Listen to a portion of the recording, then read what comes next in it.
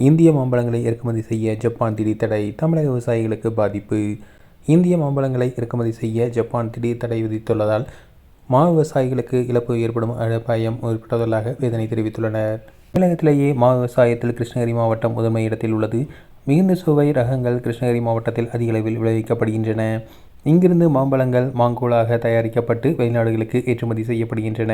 இதேபோல அல்போன்சா, பங்கனப்பள்ளி உள்ளிட்ட சில மாம்பழ ரகங்கள் தமிழகத்திலிருந்து அதிக அளவில் வெளிநாடுகளுக்கு ஏற்றுமதி செய்யப்படுகின்றன.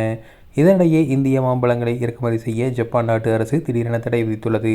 தற்போது மாம்பழ சீசன் காலம் என்பதால் ஏற்றுமதி பாதிக்கப்பட்டால் விவசாயிகளுக்கு பெரிய அளவில் இழப்பு ஏற்படும் என வேதனை தெரிவித்துள்ளனர்.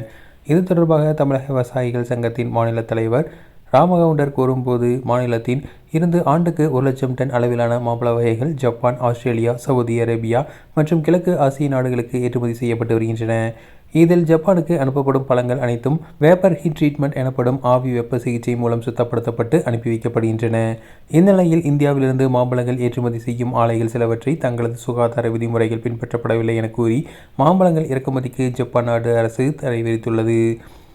தற்போது மாம்பழ சீசன் காலம் என்பதால் தமிழக விவசாயிகளுக்கு பெரிய அளவில் வருவாய் இழப்பு ஏற்படும். ஏற்கனவே மாம்பழத்திற்கு உரிய விலை கிடைக்காமல் விவசாயிகள் மிகுந்த மனநுழைச்சலுக்கு ஆளாகியுள்ள நிலையில் ஜப்பான் நாட்டின் இறக்குமதி தடை என்பது எங்களுக்கு மேலும் சுமையை தரும் என தெரிவித்துள்ளார்.